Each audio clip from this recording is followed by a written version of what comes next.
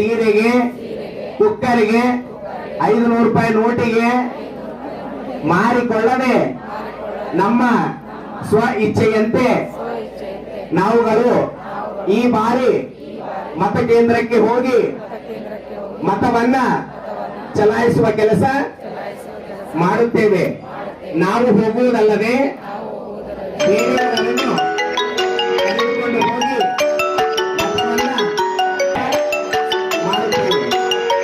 ಭಾರತ ಮಾತಾ key. ನಮ್ಮ ದೇಶ ಸೈನಿಕರ ಕಾಯ ಅಂತದ್ ಏನೈತ್ರಿ, ನಾವು ಗಂಡ ಅನ್ಸಲಕ್ ಸ್ಟಾರ್ಟ್ ಮಾಡ್ತಾರೆ. First time